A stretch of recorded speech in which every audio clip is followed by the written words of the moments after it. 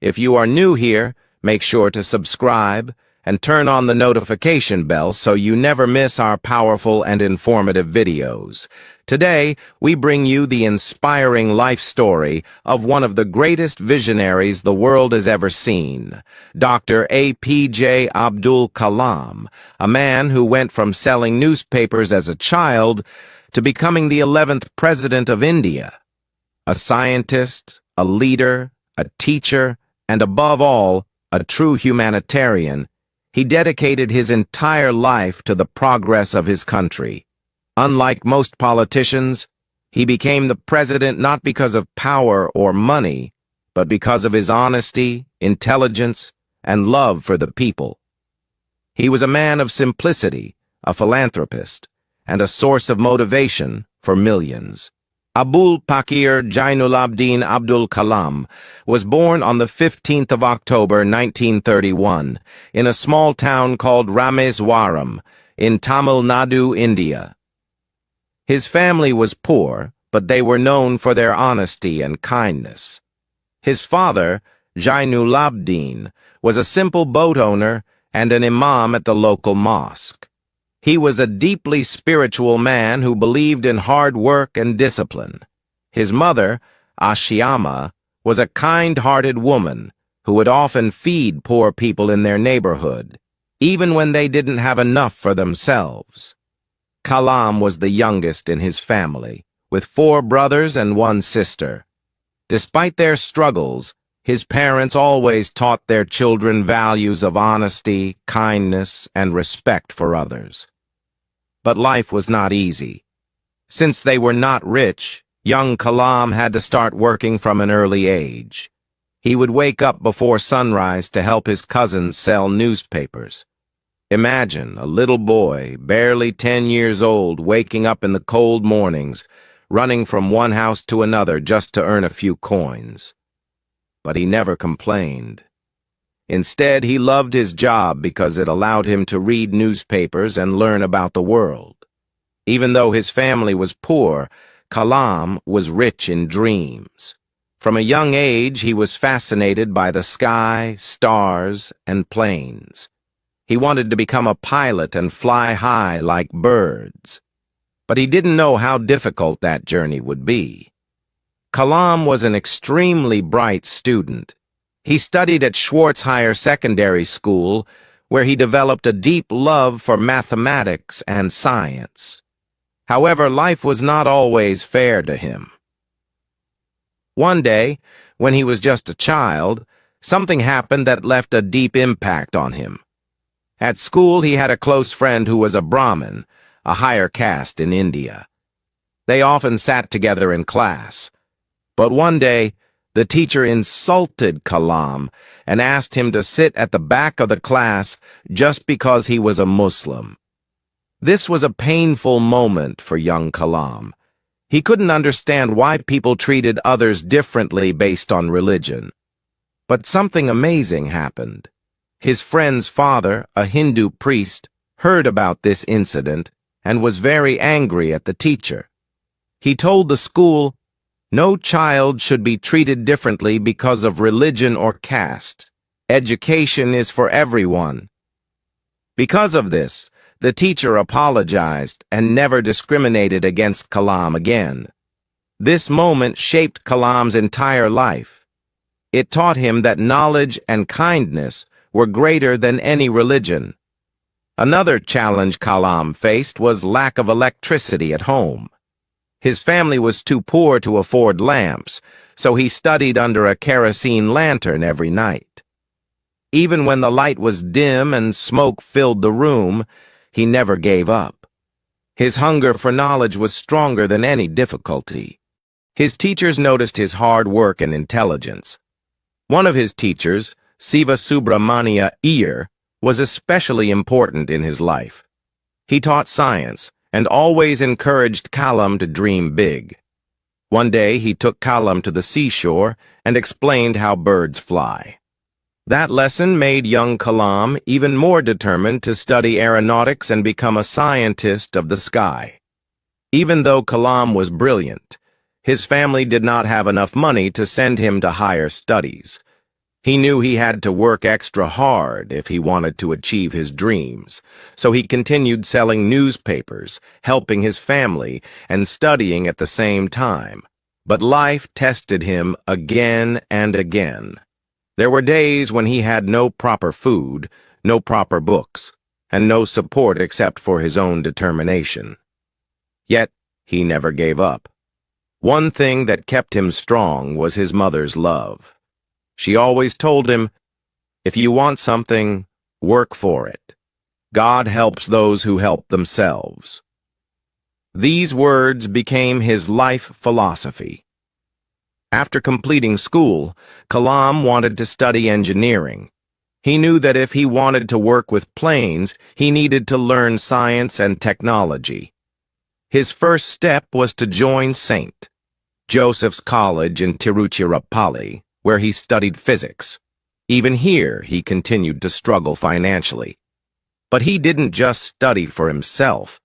He wanted to help his country, his people, and every poor child who had dreams but no opportunities. And this was just the beginning of his incredible journey.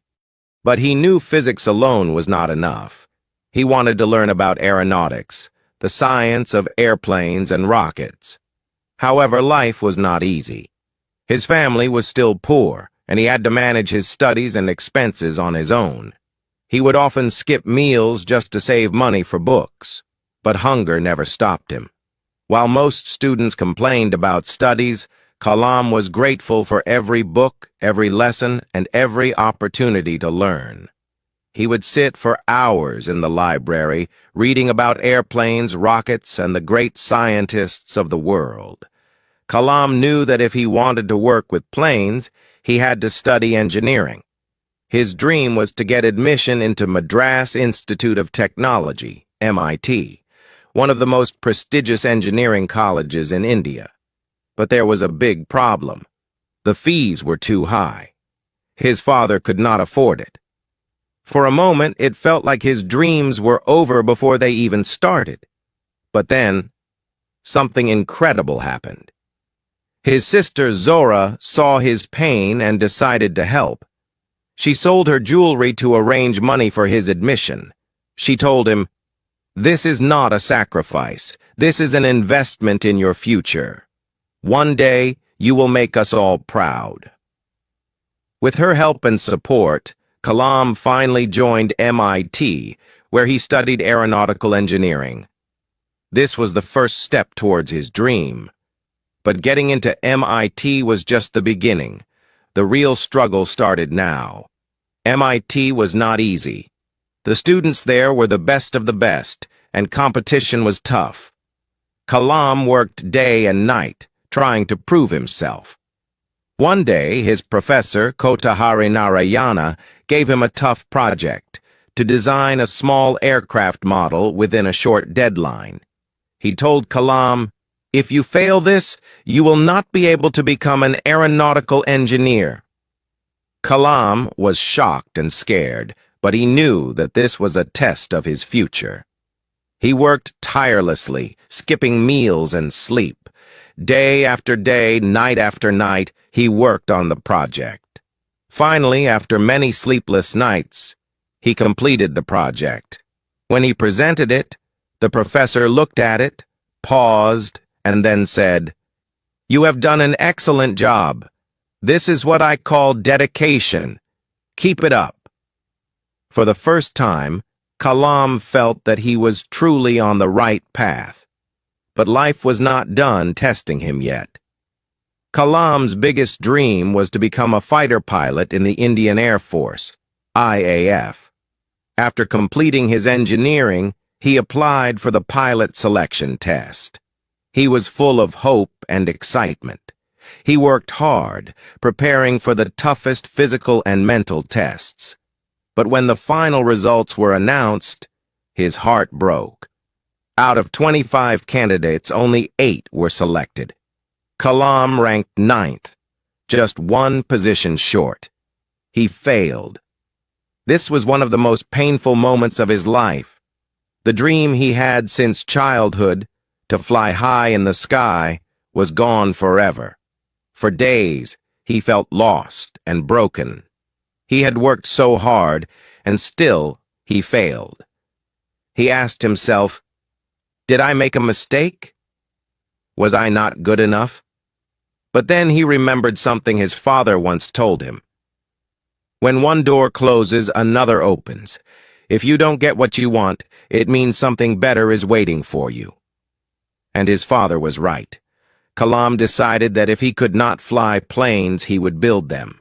Instead of crying over failure, he chose a new dream.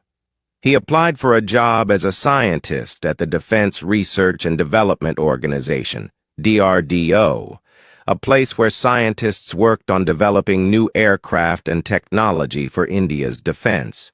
His first project at DRDO was to design a hovercraft, a vehicle that could float over land and water. It was a challenging project, but Kalam loved it. He put all his energy into it. At DRDO, he met great scientists and learned from them, but deep inside, he still wanted something more. He wanted to work on rockets and space technology, something that could truly change the world. And then, his life took another major turn. In 1969, after years of working at DRDO, Kalam was selected to join the Indian Space Research Organization, ISRO. This was the biggest turning point in his career. At ISRO, he worked under Vikram Sarabhai, the father of India's space program. Sarabhai saw great potential in Kalam and told him, "India needs bright minds like you. One day you will take our country to great heights." Kalam's first major project at ISRO was to build India's first satellite launch vehicle, SLV-3. This was a huge responsibility, and many people doubted whether India could do it. But Kalam was determined. He worked with his team day and night, solving problems, running tests, and making sure every part of the rocket was perfect. After years of hard work, in 1980, India successfully launched its first satellite into space using SLV-3. It was a historic moment, and Kalam was at the center of it all. For the first time, India had proven to the world that it could build and launch its own rockets. Kalam had gone from a small-town boy selling newspapers to a scientist who helped launch India into space. After his success at ISRO, Kalam was asked to lead a new project at the Defense Research and Development Organization, DRDO. His task? To build India's most powerful missiles. At that time, India was not strong in defense technology. Most weapons and missiles were imported from other countries, which made India dependent on foreign nations. The government knew that India needed its own missile system to become a strong and independent country. In 1982, Abdul Kalam was made the chief of the Integrated Guided Missile Development Program, IGMDP. His goal was to develop missiles that could protect India from any threat. He took on the challenge with full energy and dedication. He worked for 18 hours a day, barely taking any rest. His team was small and resources were limited, but his determination was unbreakable. At the same time, other countries were doubting India's abilities. Some Western nations even refused to sell advanced technology to India because they didn't believe that India could develop its own missiles. But Kalam had a different vision. He told his team, "We don't need to depend on anyone. We will build our own technology, and we will make India proud." And that's exactly what he did. Under his leadership, India developed 5 powerful missiles, which made the country one of the strongest in defense technology. These missiles were 1. Prithvi, India's first surface-to-surface missile. 2. Agni, a long-range ballistic missile. 3. Trishul, a short-range surface-to-air missile. 4. Akash, a medium-range surface-to-air missile. 5. Nag, an anti-tank guided missile. Each of these missiles was a huge achievement, but it wasn't easy. The team failed multiple times before they finally succeeded. One of the biggest challenges was the first test of Agni missile. The entire country was waiting for this launch, but at the last moment, a technical failure caused the test to fail. People criticized him. The media questioned his leadership. Many even suggested that India should stop missile development. But Kalam did not lose hope. He told his team, "Failure is not the end. It is the first step towards success." They worked even harder, fixed the mistakes, and on May 22, 1989, India successfully launched the Agni missile. The world was shocked, and India had proved itself as a rising military power. For this incredible achievement, he was given the title Missile Man of India.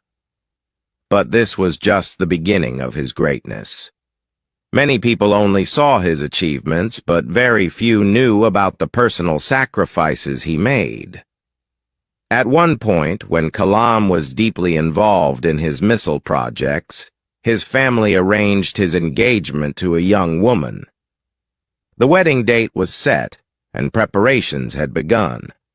But Kalam was so dedicated to his work that he didn't even attend his own engagement ceremony. His work was everything to him, and he believed that his mission was bigger than his personal life. Eventually, he decided never to marry, dedicating his entire life to India and its progress. Kalam worked tirelessly, sometimes spending days without proper rest. His team members said that he would often sleep in his office chair and wake up just after a few hours to continue his work. He was always the first to arrive at the lab and the last to leave. One of his colleagues once asked him, "Sir, don't you ever get tired?" And he replied, "When you love your work, you don't feel tired. You feel alive." Kalam's genius was recognized worldwide. Scientists from around the world admired his brilliance and dedication. One day he received an offer from NASA, the world's most advanced space agency. They wanted him to join their team, and they were ready to give him the highest salary ever offered to an Indian scientist. Most people would have accepted such a prestigious job without hesitation. But Kalam refused the offer. This decision proved that his love for India was greater than money, fame, or comfort. One of Kalam's greatest achievements was the Pokhran-2 nuclear tests in 1998. At that time, India was not recognized as a nuclear power, and many powerful countries pressured India to stop nuclear testing. But the Indian government, under Prime Minister Atal Bihari Vajpayee, secretly planned a nuclear test, and Kalam was the chief scientist leading the mission. The test had to be executed in complete secrecy because the U.S. and other countries were watching India through satellite surveillance.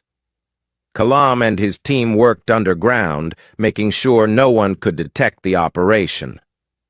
Finally, on May 11, 1998, India successfully tested 5 nuclear bombs in Pokhran, Rajasthan. The world was shocked. India had become a nuclear power.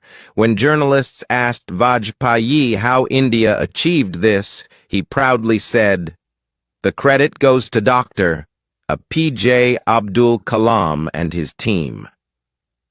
This moment was a turning point in India's history, and it made Kalam a national hero. In 2002, something extraordinary happened. The Indian government decided that Abdul Kalam should be the next president of India. This was a completely unexpected moment. Most presidents before him had been politicians, but Kalam was a scientist. He had never been part of politics, and he didn't have any personal ambitions for power. Yet, the people loved him. They had seen his dedication, his honesty, and his vision for India. So when his name was announced for the 11th President of India, millions of people across the country celebrated with joy. And on July 25, 2002, he officially became the President of India. This was a historic moment. A poor boy from Rameswaram, who once sold newspapers, was now sitting in the biggest office in the country. Unlike many politicians, Kalam was not interested in power, luxury, or politics. He was interested in the people. Instead of spending time in meetings with politicians, he visited schools and colleges, inspiring young students to dream big and work hard. Wherever he went, thousands of children would gather, eager to hear him speak. He always encouraged them to ask questions, and he answered them with kindness and wisdom. One of his most famous quotes was, "Dream is not that which you see while sleeping, it is something that does not let you sleep." He wanted every child to dream big, just like he had dreamed as a young boy in Rameswaram. Abdul Kalam was not just a scientist or a president. He was one of the greatest motivational speakers in the world. His speeches were filled with positivity, wisdom, and powerful messages. Here are some of his most famous speeches and lessons. 1. My Vision for India, 2003. In this speech, he said that India should not be satisfied with being a developing country. It should become a global leader. He talked about 3 visions for India. Freedom. India should never allow any country to dominate it. Development. India must focus on becoming an economically and technologically advanced nation. Strength. A strong India can only be achieved if the people work hard together. 2. You are the creators of the future. Whenever he spoke to students, he would remind them, you are all born with potential. Never let small failures stop you. Each failure teaches you a lesson. Keep learning, keep growing, and never give up. The power of youth. He always believed that the youth of a nation determine its future. In one of his speeches, he said, "My message, especially to young people, is to have the courage to think differently, to invent, to travel the unexplored path, and to conquer the impossible." These words inspired millions of students, and even today, his speeches are watched and shared across the world. Abdul Kalam received countless awards and honors, both in India and abroad. Some of the most prestigious ones include Bharat Ratna, 1997, India's highest civilian award; Padma Vibhushan, 1990, India's second highest civilian award; Padma Bhushan, 1981, India's third highest civilian award; King Charles II Medal, 2007, UK, for his contributions to science; Hoover Medal, 2009, USA, for his humanitarian work; Von Braun Award, 2013, USA, for his achievements in space science. He was also given honorary doctorates by more than 40 universities worldwide. His achievements were not just recognized in India, the entire world respected and admired him. One of the most incredible honors was given to him by Switzerland. On May 26, 2005, Abdul Kalam visited Switzerland. The country was so impressed by his knowledge, wisdom, and personality that they declared May 26th as Science Day in his honor. Even today, Switzerland celebrates this day in his memory, recognizing his contributions to science and humanity. Even after his presidency, Kalam continued traveling, teaching, and inspiring people. On July 27, 2015, he was invited to give a lecture at IIM Shillong, a prestigious college in India. As he stood in front of hundreds of students, he spoke his final words. "Creating a livable planet for humans is my mission." And just moments later, while doing what he loved the most, teaching students, he collapsed and passed away. His sudden death shocked the entire nation. People across the world mourned his loss.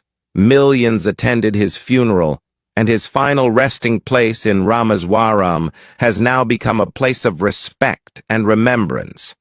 Even though he is no longer with us, his words still inspire millions. He left behind a message for all of us. Believe in yourself. You have the power to change the world. Dream big and work hard. No dream is impossible. Never stop learning. Knowledge is your greatest weapon. Stay humble. Success means nothing if you do not stay kind and humble. Help others. True happiness comes from making others' lives better. His life was a story of struggle, hard work, and greatness. From a poor boy in Rameswaram to becoming the President of India, he proved that nothing is impossible. Today, Abdul Kalam is not just a name. He is a symbol of inspiration, dedication, and greatness. His books, like Wings of Fire, Ignited Minds, and You Are Born to Blossom, continue to guide young minds across the world. His teachings will never be forgotten. His life proves that one person can truly change the world. So let's honor his memory by following his advice, dreaming big, and working hard to make the world a better place. As he once said, "Don't take rest after your first victory, because if you fail in the second, more lips are waiting to say that your first victory was just luck." Let's keep moving forward. Let's keep inspiring the world.